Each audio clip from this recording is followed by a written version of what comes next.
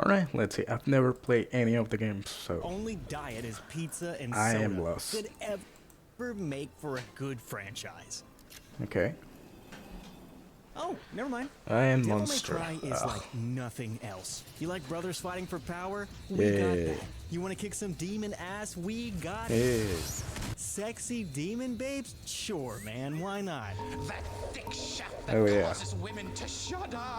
But What the fuck was that? most importantly, we've got the greatest soundtrack in video game history. Really? Better than Persona? Better than Nier? Take a listen.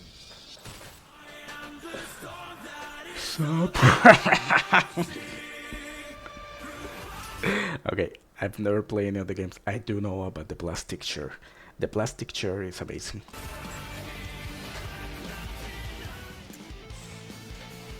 Yeah.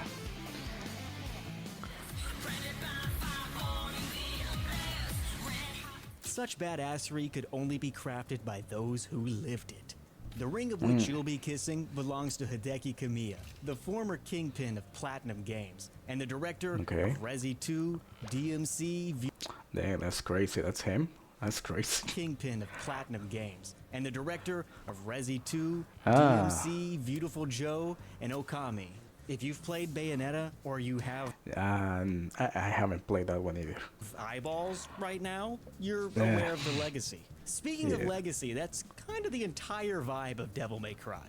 Two twin brothers destined by fate to war against each other for eternity. Dante and Virgil, Okay. sons of the Dark Knight Sparta. Of equal importance is their arsenal. Gifted to them from their father is Yamato, the god of death, and the Force Edge, later activating as the Devil Sword Sparta, one of the most powerful weapons in the world. Okay. The same face, the same powers. Sparta is evenly divided into two.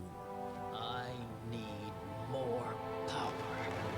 In a world where blood is fuel, it's time to answer the ultimate question. Okay. Who will triumph?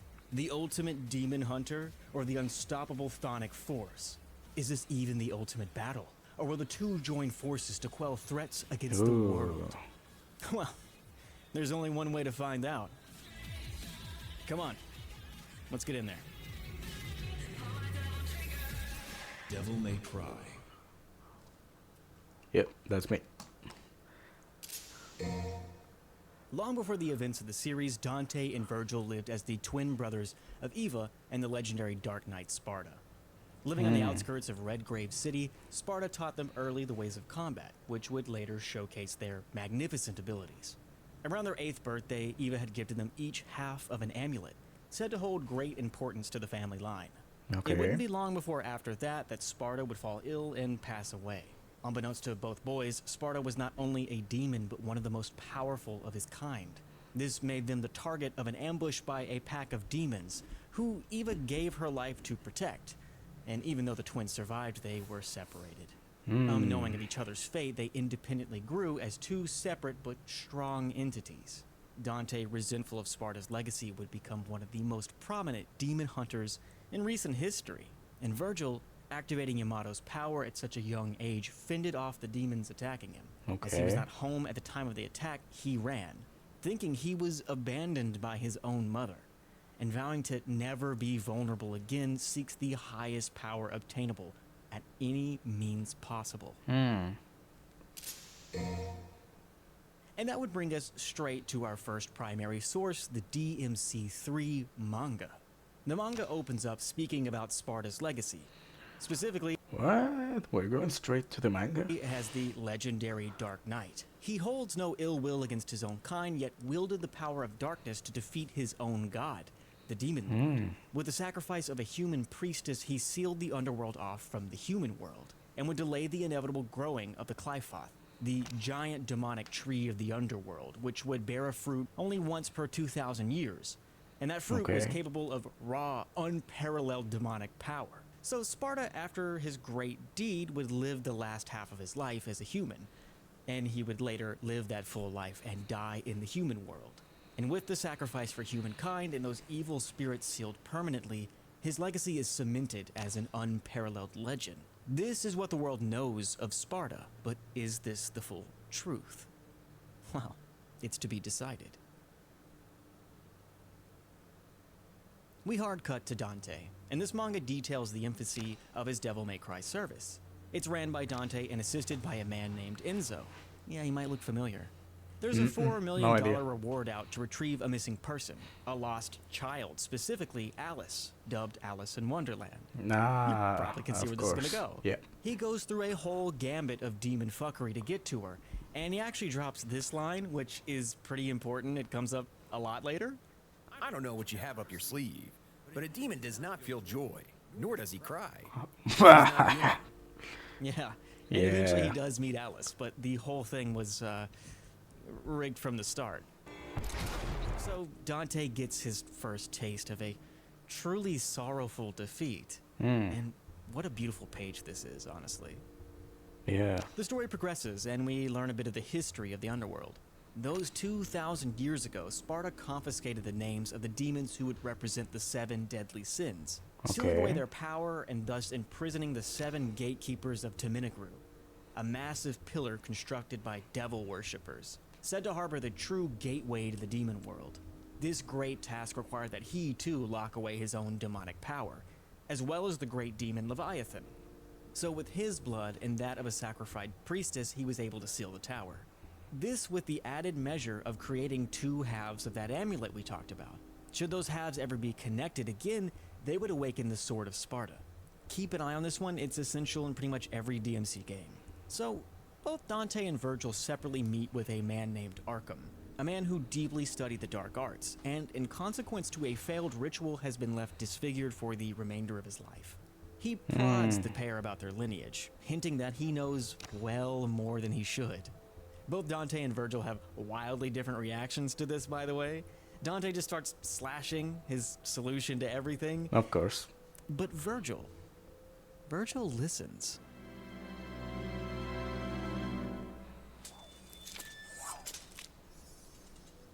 What are you getting at? Eventually, the 2 fated brothers do meet again, and when they do, they battle. Something you're gonna hear me say pretty often. Virgil taunts Dante with his half of the amulet, and in a power move hands it back to him, remarking to Arkham that he can get it back whenever he wants. And once again, Virgil disappears into the night, waiting for the time that they meet again. Finally, the first game in the series. Well over a decade since the orphaning of Dante and Virgil. Virgil's whereabouts are currently unknown. He lies in the shadows plotting sights unseen. And Dante is, I'll just show you what Dante's doing. Uh-huh.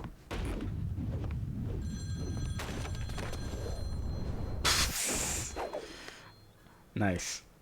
Very nice. Sorry, not open for business yet. This lounging is cut short by Arkham, the man that spoke to Dante and Virgil earlier. He bears an invitation and challenge from Virgil to come see him. And then he flips all of his shit, which is kind of rude. Yeah. Anyways, Dante's place is getting trashed by demons, and for that, he's gotta beat some ass. Rock.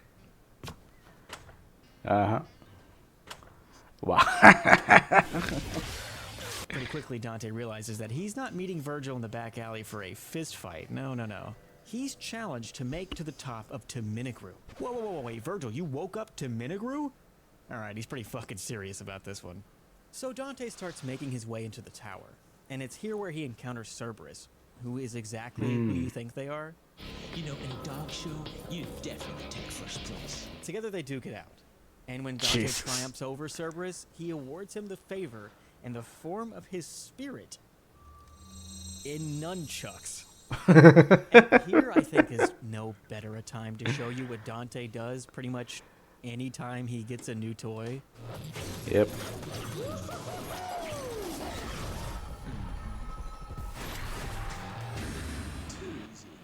Yep, that's her little champ. Hey, wait, what the fuck is that noise? Oh, Okay. hey. That's Lady. No, her real name's not actually Lady. It's Mary. I mean, this tracks, given Mary is a character in the Divine Comedy. Anyway, Lady's first instinct is to turn Dante into glue. But Dante is Dante, and when presented with absurd shit, he just kind of ups the ante. What's the dumbest and funniest thing you can think to do when shot at with a live rocket?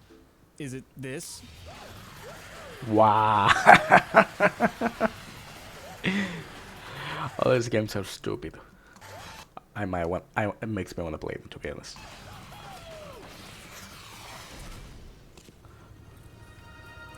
You know what? I'm with Lady. I would Yeah. react very much in the same way. Yeah.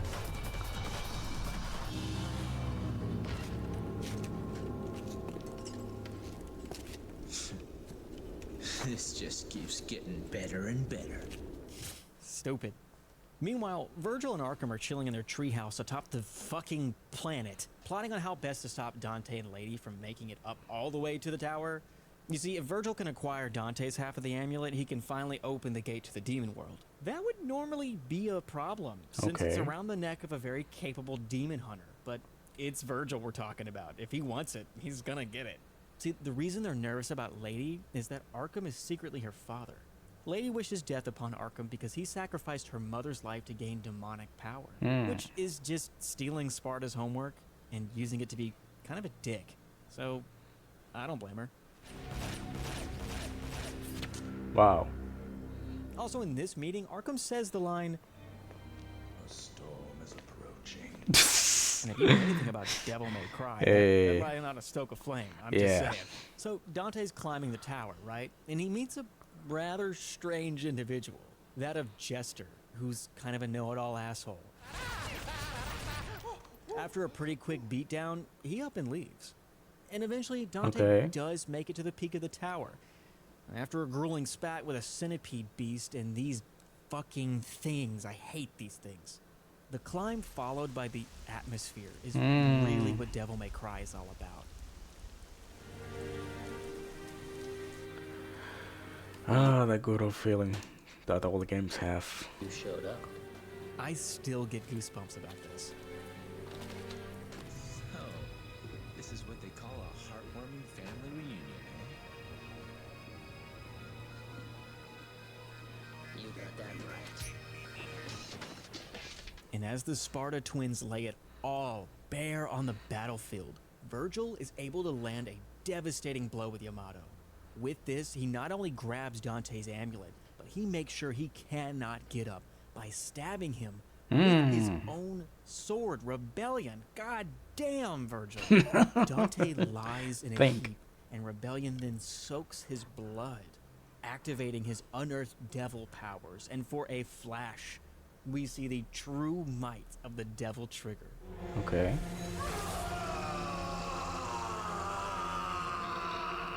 And then he just conks out again. Dante, you little sleepyhead. And with his twin brother stealing the only keepsake of his departed mother, you can bet that Dante is fucking pissed. And when he wakes up, that chase down to Minogru is the most excessive and badass scene I think I've ever seen in a game. Fucking look at this, dude. Okay. Oh, hell yeah.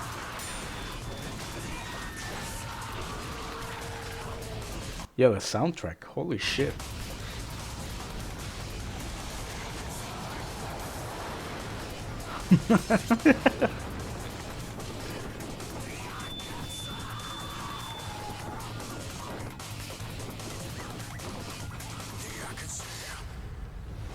Ooh. God damn. I mean, this shit is so cool. The fuck is happening? What the fuck is that? Did Dante just get eaten? Don't worry, guys, he's fine. He also comes across Lady again. Has a few zero riz moments. Okay. You're not fucking funny and you're corny. So, literally stop sending me voice messages because they're not funny, actually. Okay. What the Sigma? Also, this is where she gets the name from. I feel like that's important to say. Then what should I call you? I don't care. Whatever you want. Whatever, lady.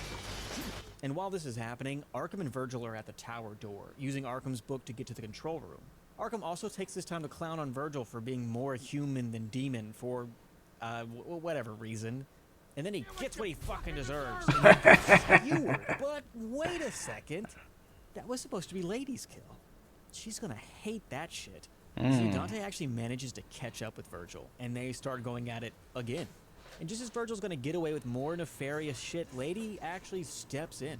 So beat it. Shut up! See, Lady thinks Virgil is responsible for turning her father into what he is, but Okay. actually Virgil was duped by the same guy. Kind of puts them into the same camp. And eventually Jester also reappears. Zowie, that was close. And as he does, he reveals himself to be, Arkham. And he's far too powerful for the likes of the three. He even taunts Virgil, telling him he's missing one of the 3 keys to obtain Force Edge, Sparta's power contained within a sword. And to top things off, he stabs Lady and obtains the blood of her ancestors, that of which had been killed in Sparta's sealing of the Dark World. This blood, now in Jester's hands, transforms him into a god. And combined with the blood of the Sparta twins, this allows the tower to reawaken. Arkham takes an elevator up to fucking La La Land while Virgil is knocked the fuck out. It's not looking good. So on their way to kick Arkham's ass, Lady insists she be the one to take the kill. And her and Dante butt heads for a moment before fully duking it out. When Dante's proven the victor, Lady entrusts him with Kalina on, her giant fuck-off rocket launcher. And once he makes it to the peak of the tower, he's accosted by his own doppelganger. Don't worry, he promptly beats the shit out of Yeah, this thing. typical. But okay, no more messing around. Typical It's video time to game. defeat Arkham, who is in this nebulous pocket of the Dark World. You see, Arkham's taken on the form of Sparta now, which, obviously to his son, is a little distasteful. It's like staring into a backed up toilet. But that doesn't really last, because look at this shit. Ooh. And as the two battle it out, you'd never guess who shows up. Let's go, Yeah, Virgil. let's go. Together with no options and hardly any weapons left, the twins are left with their backs to the wall. And you get this fucking classic scene.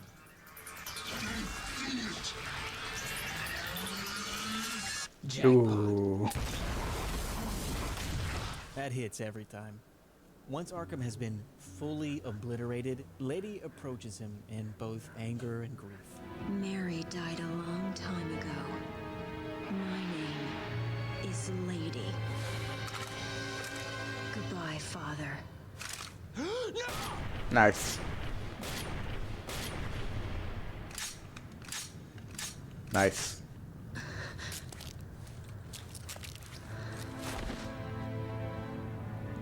Meanwhile, we see that the twins are still stuck in the demon world, where they have one last clash.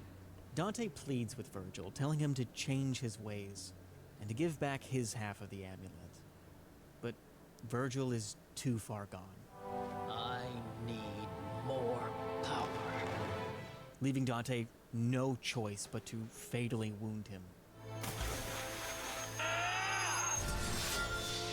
And seeing his defeat, Virgil chooses his fate, falling into the black abyss, never to be seen again.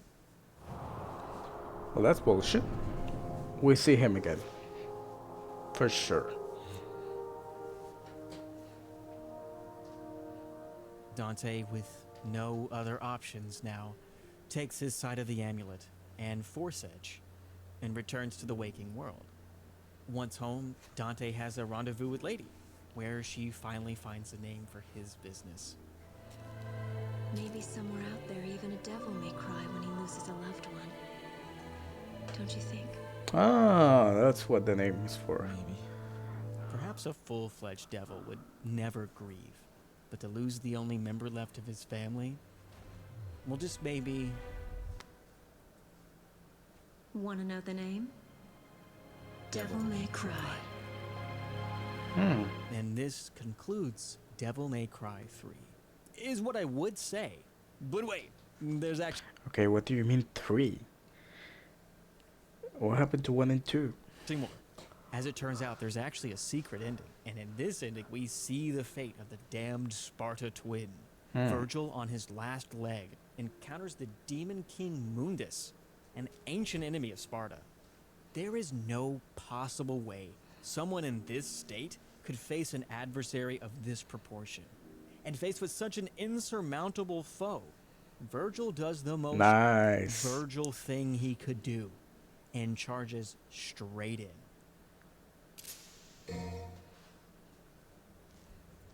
10 years have passed since Devil May Cry 3. Dante's Wait, so 3 is the prequel to 1 and 2? chilling in his office when he's approached by an unnamed assailant who threatens to beat his ass. Okay. Whoa, slow down, babe. Are you seeing a common theme yet? This woman is another series veteran, Trish. So okay. at this very moment, she's all cool and mysterious, so I'm not going to give you her backstory yet. Let's keep it mysterious. Sword. Time to go to work, guys. Nice.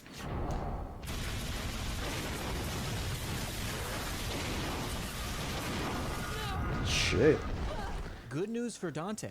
How many bullets do you have? Trish's assault was a test. And Mundus, remember that guy? The demon responsible for these Sparta family murders? I'm not your mommy bee. Yeah, he's rising again. Wasting absolutely no time to go beat his demonic ass, they hightail it to Malay Island to quash Mundus' threat upon the world. But there is a problem, because the moment they arrive, Trish pretty much immediately fucks off. Come on, let's go.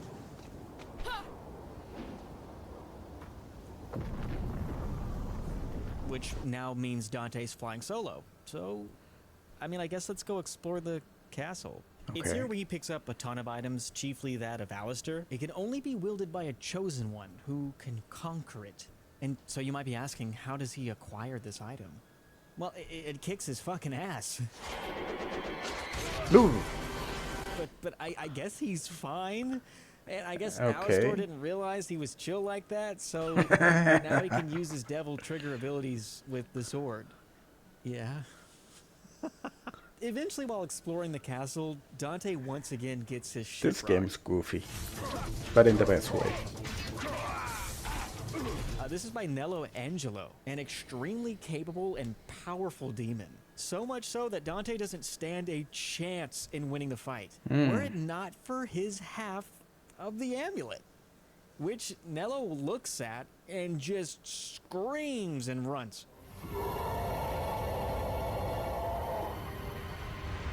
If it isn't obvious yet, something about Nello that will soon become apparent is this is the fate of Virgil. When he fought with Mundus, he lost his battle, ripping Virgil's soul in twain and transforming him into a demon. And when Dante defeats Virgil a final time, their amulets combine. And their combination brings about the culmination of the Force Edge, the awakened form of Devil's Sword Sparta. And I think, man, when I look back, God, this sucks, man. Dante's only brother has been transformed into an agent of Mundus. And to make matters worse, he's forced to defeat him in combat. That's awful. The only thing that could make that worse is if someone else was also secretly working for Mundus. Oh no. You fool! You're so easy. God damn it. So Trish is Yeah. secretly working for Mundus. Oh. In fact, she's his creation, a demon conjured into human form. And when Dante finds this out, he doesn't actually kill her. The reason being that Because you look like my mother. he just can't bring himself to end her life. Though, still, he cannot stand for the transgression. And he leaves her behind. Mundus does not appreciate Trish's failure at all.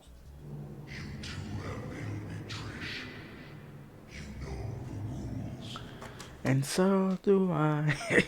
And later when Dante finally comes around to fighting him, he shows his newest arts and crafts project.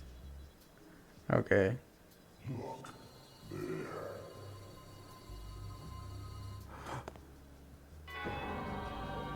Oh, that's pretty fucked up. Yeah. Mundus warns Dante that one wrong move is going to cost Trish her life.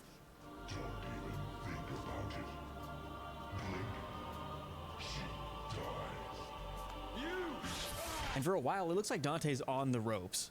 And just before Mundus can deal the final blow, Trish steps in and sacrifices herself.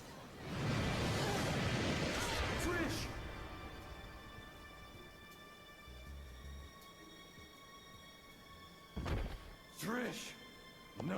This pushes Dante over the edge and unleashes his devil powers. And he beats the shit out of Mundus' statue form, releasing him from this marbled prison.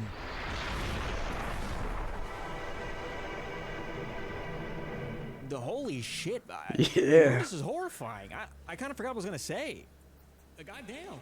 And as he Is he like an angel? Like a falling angel? outstretches his wings, he teleports Dante into this pocket dimension. It's here where Dante questions Mundus' intentions on murdering his mother. Though Mundus sidesteps the question, speaking very candidly. He could manifest another mother for him as easily as he created Trish. What's the point?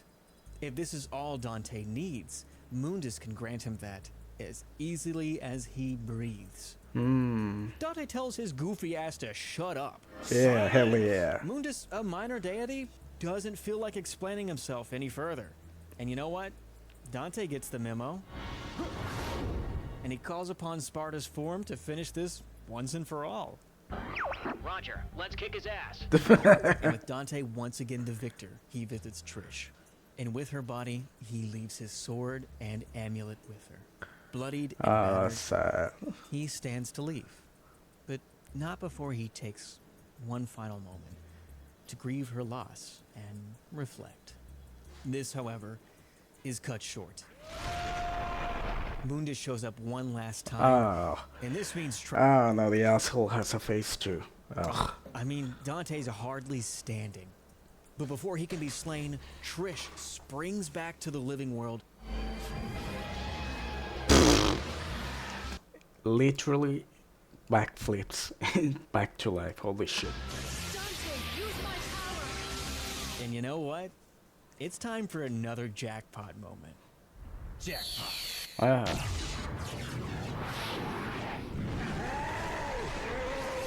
Fuck yeah. Yeah, that's nice. Which, this is just enough to vanquish Why is she alive though? Can we get that explained? Mundus from the world. And as that dust settles, Trish profusely apologizes to Dante for her betrayal. Dante. Trish, devils never cry. These tears are a gift only humans have. And if you remember from the manga, demons cannot cry. Hmm. Likely with Mundus' imprisonment, she has fully become human, a gift well earned. And together the two do escape from Mallet Island just moments before it collapses.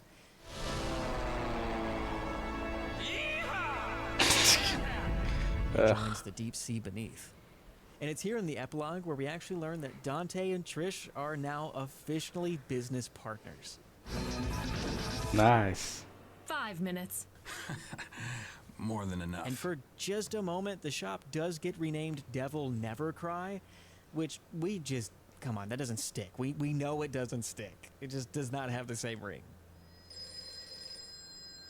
And that's Devil May Cry in the books, baby. This brings us to the Devil May Cry animated series. Now, the animated series is a mostly self-contained story. It follows Dante as he rescues and lives with a young woman named Patty Lowell. She's an orphan set to inherit a massive fortune. It also introduces J.D. Morrison, Dante's de facto agent and the harbinger of rent payments. It takes place between Devil May Cry 1 and 2, and if you're a newcomer to the series, I wouldn't worry too much about this part. Both characters get cameo roles in DMC5, but that's pretty much all you're going to need to understand those references. So let's quickly just hop on over to this one. Yes. GameSpot's most disappointing game of 2000. Really? Oh, he had a bad sequel? Which, like, can you imagine sitting in an office in Capcom and, like, reading that headline? Yikes. That sucks. Yeah. Kamiya himself basically said to ship this fucking shit game. Wow. And that's exactly what they did. Everybody kind of had to give up. Kamiya showed up halfway through its development, took a look around, and made the executive decision to focus on taking the L on DMC2 and doubling down on making DMC3 amazing. Ask him why he's mean to us, because we don't deserve it. Yeah. Ask him on. Both Capcom and Kamiya had tried their hardest to make sure we completely forgot about this game. It's not great. Oh, that And sucks. it's really fucking hard. So it's like Dark Souls 2. It's everyone hates the second one, but the third one, it's amazing. Anyways, after all of that shit talk, I'm still gonna give you the rundown. Okay. DMC2 is somebody's favorite game. It's just not mine. Hmm. Okay, let's not waste any more time. Devil May Cry 2 starts in media res. Dante and newcomer Lucia each separately enter a museum in search for the Arcana Magdaglia. Magdaglia? What a name. Yes, okay. One of the 4 relics used to seal Argosax, the Chaos, an interim demon king in the demon world. As Lucia and Dante get acquainted, she shows him around the island nation of Via de Mali. Interesting backstory here is that Lucia's mother Matir fought alongside Sparta to protect the island. Our clan once fought against the demons with Sparta. Anyways, Arius is this game's antagonist. Well, what have we here? He's a comically evil international entrepreneur, and just like every other evil businessman, he's looking to expand his horizons, on taking advantage of the poor. Clearly, he's looking for the 4 relics to bargain with Argosax for power. Okay, so evil bad guy 101. Got it. And if that happens, it would make him the first human to summon demons lore-wise. Obviously, that's horrible, and nothing to take lightly. I mean, he's gotta be stopped at all costs. Dude, are you flipping a coin on this? Looks like it's your lucky day. So Dante goes with her, thank God. And when Lucia finally confronts Arius, he tells her that she's his creation, and the two duke it out. Okay. Now, obviously, since he can control Lucia, she's in huge trouble. And Matir catches wind of this, and she asks for Dante's aid to save her only daughter, and you're flipping a coin again. Is this coin thing only on 2? Is that why everyone hates it so much? Your lucky streak continues, Granny. Look, Dante goes to beat the shit out of Arius. In the middle of his immortality ritual, he challenges Arius and he beats his ass. But unfortunately, Lucia fears that she will become a demon herself if Dante doesn't end her life. Kill me! Where does this sound familiar? But look, the demon world is already open to portal, and only one person can go in, so who's gonna take the plunge? I bet he's gonna fucking flip a coin. You gotta be shitting me. See you around. Hold on to my coin, Lucia. Oh, thank God. Dante goes Is it a 2-faced coin? in to beat some demon ass and a sick-ass motorcycle. With both adversaries defeated and the portal closing, Dante rides on with his fate fully sealed. Eventually, time passes. And Matir soothes Lucia knowing Dante's just too cool to be contained. And if she could see it, she would say we're only a 5th way through the video, so don't worry, Lucia. You're talking about Sparta's son here. There's no keeping Dante down. There's even a point where Lucia hears the sound of motorcycle treads, and she runs out to see if the legend still lives. And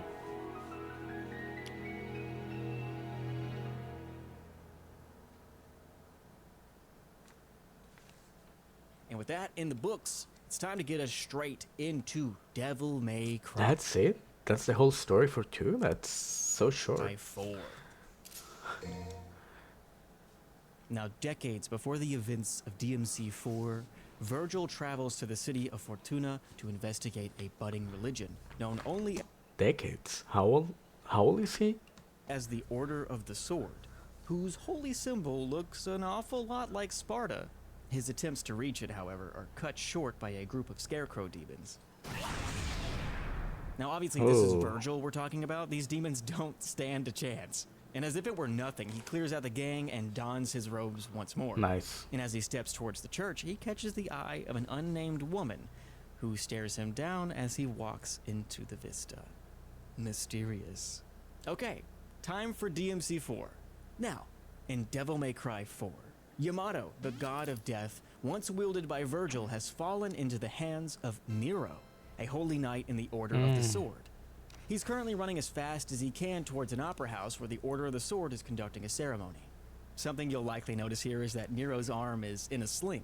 for a pretty important reason that's not going to stay a secret for very long. Okay. He's hurrying to the opera house to get to Kyrie, his lover, who is currently performing. Which sucks for Nero, because he gets held up by demons.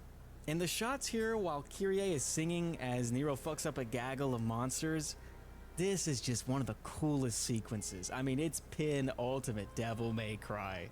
God, I love this. That's cool. That's beautiful. Hey, wait, hold on. Did you Shit. It's making me want to play the games. see that? Go back. No way. Is that? What? Oh shit, it is. Dante touches ground and starts making a massacre out of the church. By the way, this is Sanctus. He's the leader of the church. Okay, he was the leader of the church. It's extremely grisly. And the Devil Bringer doesn't feel like hiding this anymore. Oh, what's the Devil Bringer, you ask? Oh, no, nothing. Nothing really. Just this. Okay.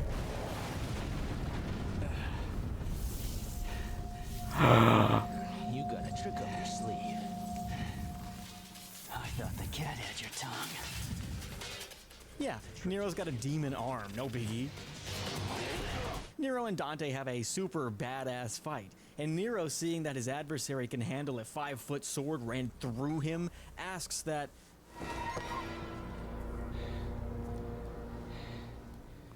You aren't human, are you? Yeah, no shit. We're the same. You and... It's revealed that the Knights of the Order were demons, so Dante Really? hasn't really turned into a serial killer, don't worry. He also takes his time to note to Nero that You carry something different from the others. he exits just as swiftly as he entered.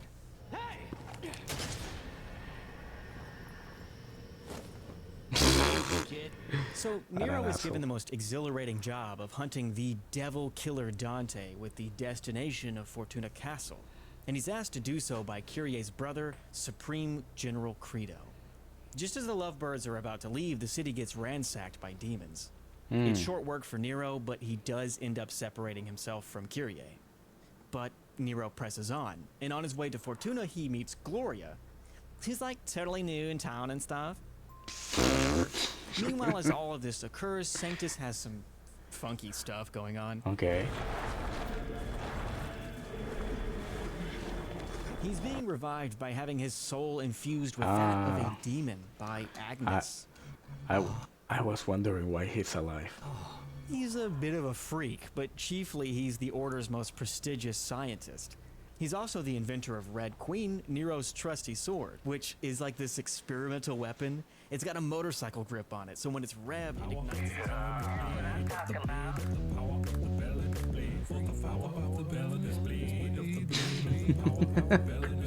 Turns out Credo also got the demon treatment.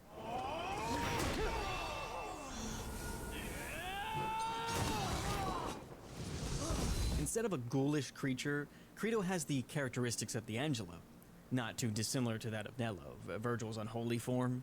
So Credo isn't giving Nero any other options than to fight him. And when Nero clearly beats his ass, there's no better time for Kyrie to walk in. It's not looking good. I mean, her boyfriend is standing over a battered heap of her brother with the arm of a devil. Agnes uses this situation, by the way, to his advantage. So he kidnaps Kyrie and he gets the fuck out of Dodge. And Nero and Credo put a timeout on their playdate to resolve this sticky issue. So Nero once again pushes through Fortuna and he crosses paths with Dante once again. Nero's not looking for any trouble, man. Let's just go our separate ways. I don't have time for this. And neither do I. Not so fast, kid. I need that damn sword. It was my asshole brother's. Nice. So Dante does beat the brakes off Nero. He's just simply him. I think it was a pretty pig when I kicked your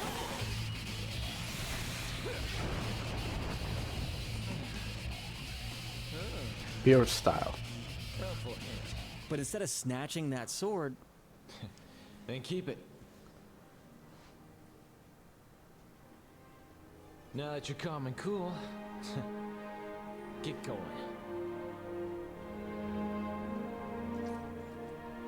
also Gloria is not so totally new in town. That regal look suits you. That is a suit. Wow. Wow. I dress to impress. Yeah, you do. Near the climax of the story, Nero finally reaches Sanctus, who is calling upon the Savior, just a huge fuck-off demon inhabiting a statue of the legendary Dark Knight Sparta. Obviously, it's being used to conquer the world. What else would you use this for? One problem, though. It needs a power supply to get it running. And what exactly would be powerful enough to get this beast started? Well, by using Dante, of course.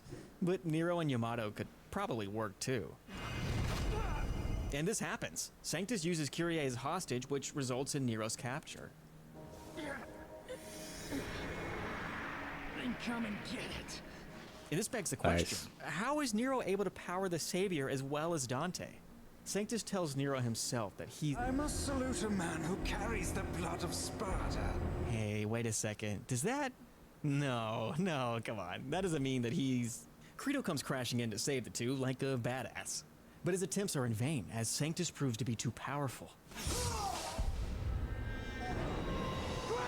But you know who could handle this situation pretty well?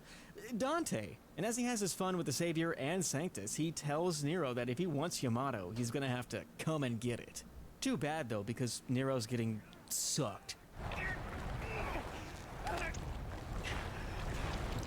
While this is happening, Agnes is using Yamato to open the true Hell Gate. Which, sucks. And meanwhile, Dante oversees a dying Credo who wishes for the safety of Nero and Kyrie. And as Dante acquiesces, he heads towards the city to demolish the Hell Gates. We're all satisfied. Nice. You are set free. It's such a goofy game. I love it. In his war pash, Dante clashes with Agnes, and they have the most Dante-esque dialogue together. Okay. Ione's judgment.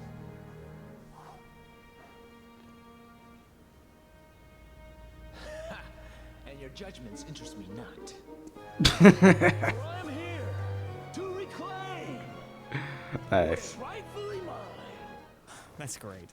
I fucking love this. Anyways, get fucked, Agnes. The sword is ours. Do your homework first. Dante then blows up the last Hellgate and heads back to the Savior.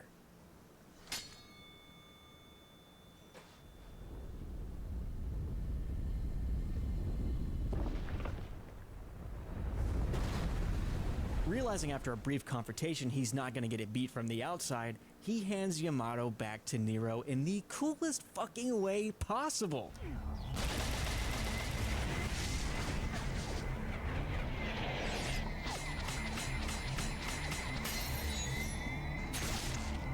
And he catches it. Let's fucking go. Oh, let's fucking go. Nero fights Sanctus from within the confines of the statue. Using his Devilbringer abilities, he does slay him.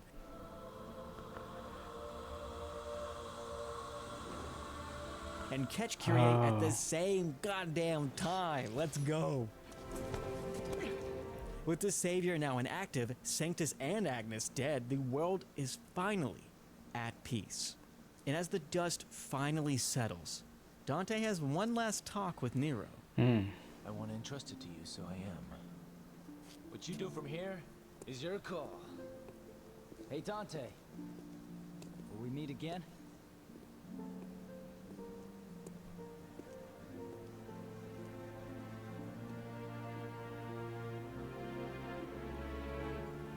There's only one thing left to leave a perfect movie ending.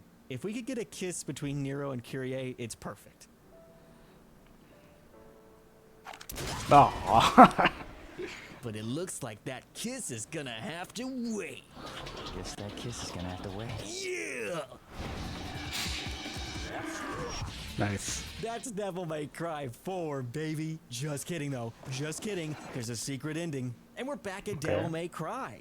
And we get some banter between Dante, Trish, and Lady, which is always good. You call this sincerity? More? Was it not your fault that things escalated to the level that they did? Bringing Sparta into the spotlight? It turns out Dante's on call for yet again another mission. It's a customer with the password. And as they do every time, they run out together, guns a-blazing. Come on, babes. Let's rock. Hey, what year is supposed to take place? I thought it was like modern times because of motorcycle and the guns and stuff, but I'm not sure now. And now that we've ended Devil May Cry 4, I want to bring attention to something that I find cool. When Virgil left Fortuna, you could see his shadow casting in the shape of the Devil Bringer. Ooh, I wonder what that is. I wonder what that's about. What the heck is that about? Oh, what's going on there? Okay, before we head into Devil May Cry 5, we've got some homework. With an 11-year absence, this was the longest we've gone without a new installment in the series. Get the fuck out of here. With this large pause Well, what's that? What was that? in development, coupled with the criticisms of DMC4's less, I guess, nuanced story, it gave way to a plethora of supplementary material to bridge the gap. And if you Okay. feel like reading, you're spoiled for choice. Though, all media here is actually Japanese exclusive. I don't really think brushing up on my kanji is going to get me up to speed, so I've had to rely on peer-reviewed summaries and English fan translations. There's actually AI extensions in Chrome now that automatically translate manga. I use them all the time. Let's talk about Deadly Fortune 1 and 2. The You can use one of them is Torigate, super good. DMC Wiki states that Bingo Morihashi, the scenario designer for both 3 and 4, considers this the complete version of Devil May Cry 4. Though to be fair, this was written well after his departure from Capcom, and it contains many large deviations from the game's canon plot, which mainly explain why Dante's weapons in DMC4 aren't really used again, so viewer discretion advised. I'm gonna leave the summaries in this video's description as I think it's brilliant and it's just so lush with backstory and lore. I mean, it's delicious.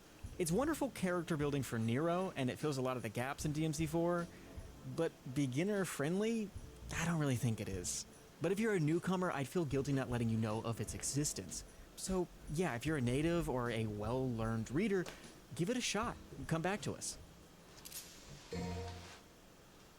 Credit to Platinum Paragon and Dr. Shy Guy for their incredible work translating this entire novel.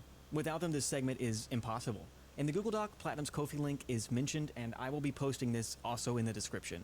So if you're able to, please support their efforts, as I have as well. So it's been 5 years since the Fortuna incident. The city itself is extremely secluded, making it one of the most secretive slices of the world. Therefore, any outside source prying for information is going to have to dig pretty deep. This outside source is series newcomer Nicoletta Goldstein. I'm waiting on you. Okay. I'm cooking.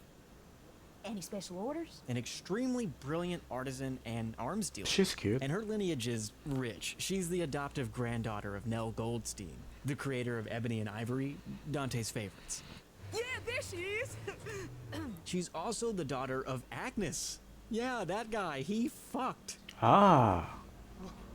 What? Crazy.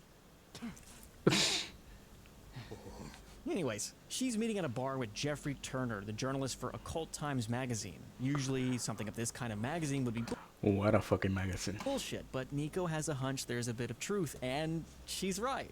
Now, Jeffrey's an investigator, and unless you're the DMC crew or you lived in Fortuna at the time, you're not getting zip.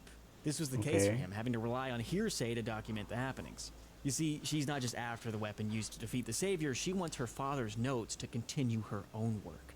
Nico points out that there's a picture of a man named In, who was Jeffrey's contact. She asks for more information on this man, learning that he was of the Order. And in her words, she's aiming high, seeking him out to learn more.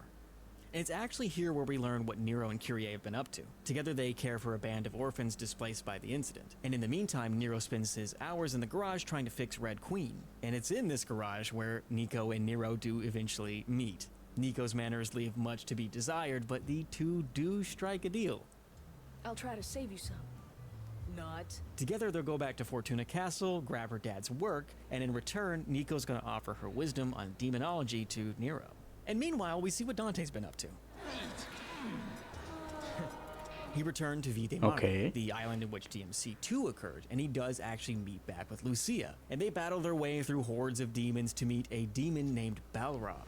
Finding out he has a shard of Yamato in his hand, it makes a lot of sense how he was able to enter the demon world. But anyways, Balrog is defeated by Dante, who uses Cerberus to shatter the shard of Yamato. This does come at the cost of Cerberus, as it splinters and disintegrates, a sacrifice for a noble cause. No. Balrog willingly becomes a devil arm until it can beat Dante, before he can just fuck off and do Dante's stuff. Lucia also mockingly comments on how absolutely crazy she is for him, but he has fucking cement in his head and is so oblivious to that. Yeah, I mean, that's the gist of what you're going to need to know to get into Okay. DMC5. There's plenty more to sink your teeth in if you want to read, but for a cohesive understanding, that's good. This is where we begin. Devil May Cry 5. Nero and Nico are working on the Devil May Cry mobile when a hooded Nice. figure waltzes in. Nero, of his bloodline, cracks some jokes to lighten the atmosphere, but the figure is Hope you like loud talkers too, cause got a pair of those upstairs. not a fan of observational comedy. So he grabs Nero by the arm and slings him like Hulk and Loki in that one Avengers movie. And this tears the Devilbringer off of his elbow. Oh, it reverts shit. to the form of Yamato, which allows the attacker to make an escape, all while Nero succumbs to his injuries, watching Oh, helplessly shit. before passing out. And it's here where the manga Visions of V covers a lot of this area really well. You see, the figure who accosted Nero is that of a dying Virgil, whose demonic side is slowly cannibalizing his humanity. His lust for power brings him to his childhood home, so he uses Yamato to purge his deemed weakness. And as he plunges the blade into himself, he removes all memories of his enslavement as Nello Angelo. And as he does, he removes his humanity. Virgil is split into two separate entities. Oh, One of these, cool. the human in him, is V, who, watching the event unfold before him, notes just how powerless he was to the situation.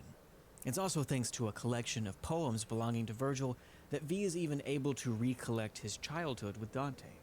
This event also spawns three creatures, one of which is Griffin, who makes a contract with V for both of their survival. And if you were paying attention in DMC1, you might recognize these guys. Block off, Featherface, or you can stick around and find out the hard way. Eventually, Nero climbs the Clivefot with V, and as it turns out, Nero's a little late to the party. Looks like this won't be a total waste of time after all. Dante, Trish, and Lady are already fighting Urizen, the recently crowned Demon King. Okay. Jackpot. They're absolutely no match for his power. I mean, he doesn't even leave his seat to defeat them. What a flex. The Devil Sword Sparta no longer serves a purpose. There's no way Nero can handle this threat on his own, so the DMC crew buys him time to leave. Round two. Dante remarks that Nero is dead weight in a fight like this, and he takes that so personally. Why don't you sit this one out? Oh, let you call me dead weight again? No thanks. He never lets this go. Anyways, V and Nero make it out of there despite Nero's wishes. He's right, though. He's right. So 1 month passes. The whereabouts of Dante, Lady, and Trish are still unknown. And in a flashback scene, we visit Dante, still struggling to keep the lights on. And it's here where JD Morrison returns. Something's different, JD. Did you get a haircut or something? Also, Dente Okay. gets a call from Patty in the DMC animated series.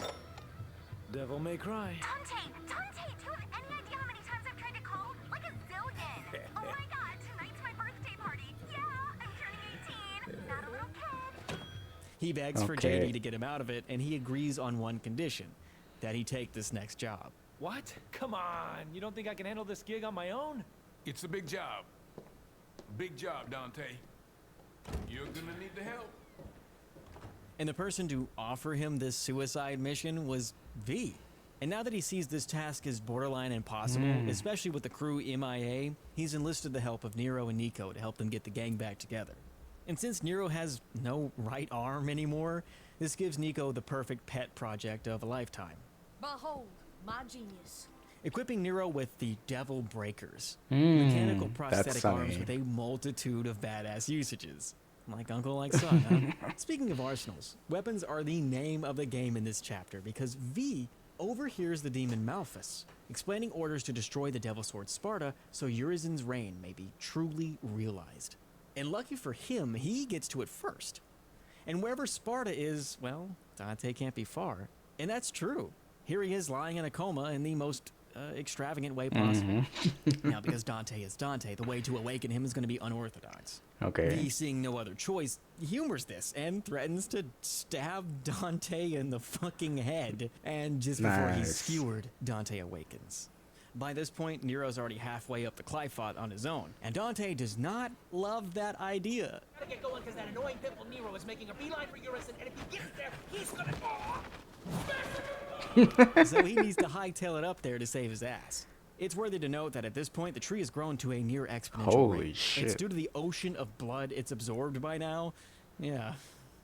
This is going to allow the Qliphoth to spawn a divine fruit that could be consumed by only the strongest of demons. Trish even states that this is how Mundus rose as the king of the underworld. So as Dante hightails it to the Qliphoth, he meets again with, well, everybody. Nico explains that she's well aware of Dante's legacy, and Nell Goldstein was her adoptive grandmother. Yeah, there she is. And she bequeaths to him Dr. Faust, and we very quickly see the pinnacle of a Hideki Kamiya franchise. Okay. Huh?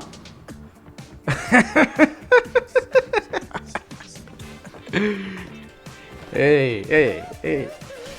Oh, fuck yeah. God damn. They went full Michael Jackson. It's crazy. Hey.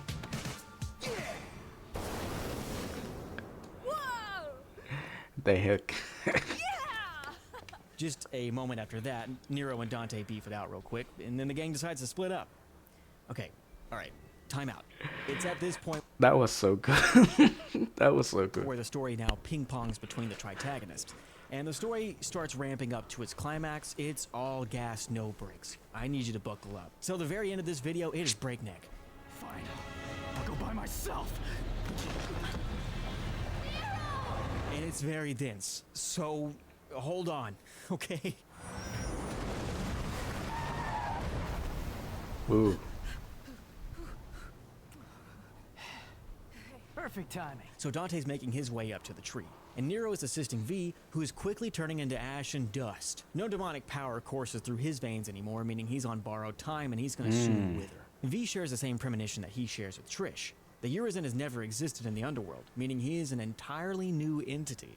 How did this Urizen spawn, you might ask? Well, He is Dante's older brother. that's right. And as Dante confronts Urizen in their childhood home, he tries to reason with Virgil that their mother's sacrifice was for both of them, despite Virgil's fate. He doesn't abide, and ingests the divine fruit regardless. So, Everything. it's another brotherly fight, this time with a big scary demon bastard Virgil. And believe it or not, Dante actually wins this fight. And with Urizen Virgil lying on his back, is accosted by both Nero and V, of which V begs to deal the final blow. No. Please. Let me. I want to end this battle with my own hands. And when he does, the two reunite and are reborn as Virgil. Yeah. It's back. That's fucking badass. That's badass. So this shatters the Qliphoth's illusion, and their childhood home fades into oblivion. Virgil doesn't want an unfair fight. He tells Dante to go get some rest, and for Nero to just butt out of this one. Heal your wounds, Dante. Get strong. But before anyone can interject, he heads to the peak of the tree. So Nero, frustrated and vulnerable, laments about his missing arm, the constant lies, the anger. Why shouldn't he kill Virgil? He's everything wrong in Nero's life. What is it then? He's your father! Oh. Oh. Well, there it is. Eventually, Dante continues up the Qliphoth to face Virgil. And it's here where he meets V's familiars, who are revealed to be the thoughts, yes, that Virgil had as Nello Angelo. Being of their true nature, they do hold a personal vendetta against Dante, and they want his head. And kill you we shall, Dante. Us, not Virgil. That doesn't happen, obviously. Yeah. Beats the shit out of all three. Should have known better. You got a good heart, but you're about as sharp as a marble. And with that, he ends Virgil's suffering. It's been a bash. Alrighty, it's time for that final showdown. Let's... Oh, my bad. There it is. There's the chair. I was waiting for it. Give me the Amano. If you want it, then you'll have to take it. Go ahead. Take it from me. But you already knew that. I had a feeling you'd say that. Yeah, let's rock. And as the two brothers lay it all on the line, battling for their lives, we return to Nero, fighting a war within his mind. He finds a demolished payphone and pays the fee. At the end of his frayed rope, he calls in a Hail Mary. His partner, Kyrie. You always know which path is right and which is wrong. There's no need to doubt yourself. Thanks. I guess that's all I needed to hear.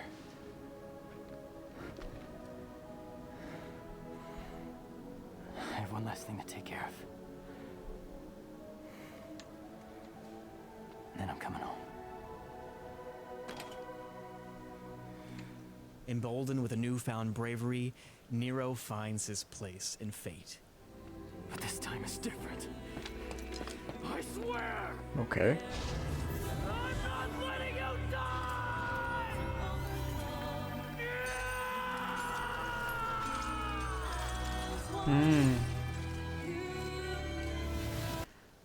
What is happening? Also, what a song. The soundtrack is amazing. Holy shit.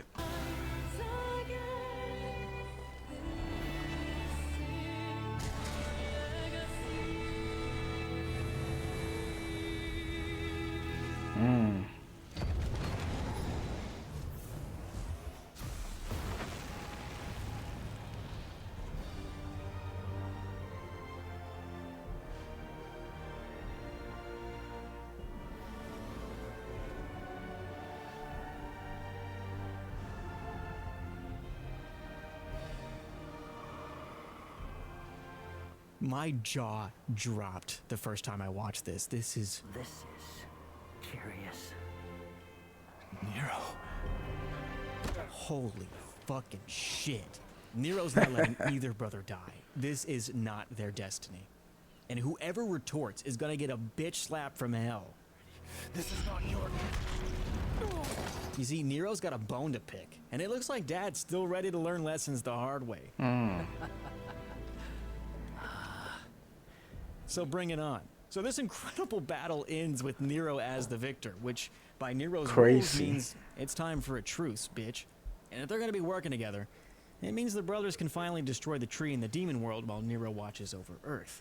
Nero knows that this means that the Qliphoth dies, the twins are gonna be stuck there forever. We're trusting you with things on this side. Capiche? Which is why Dante honors Nero with the leadership of Devil May Cry. And his father leaves his books of poems to Nero. And in his request, return it when they meet again. And like total badasses, they seal their fate, flying head first into the demon world. And it's here where we see the brothers once again quarreling amongst their petty squabbles, meddling with a track of scores, and recounting the days of their youth. When did you learn to count? We're even. Just like old times. And eventually, they're accosted by demons once again. They've got no choice but to work together one more time. And how do we cap off such an absurd, funny, badass fucking series? You know what? Take it away, Dante. Kind of a bittersweet ending. But yeah, that poem thingy, clearly it's not the end. They're gonna make a new one for sure. Don't you dare say it's a jackpot! Yeah.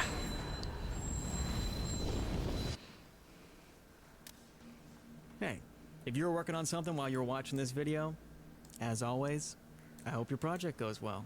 Thank you. Thanks for watching. Thank you. That was a story. I feel like there's a lot of context I didn't get. But it sounds like such a cool story. I see nothing but pure style, and the music was amazing, as you said. Makes me want to play it.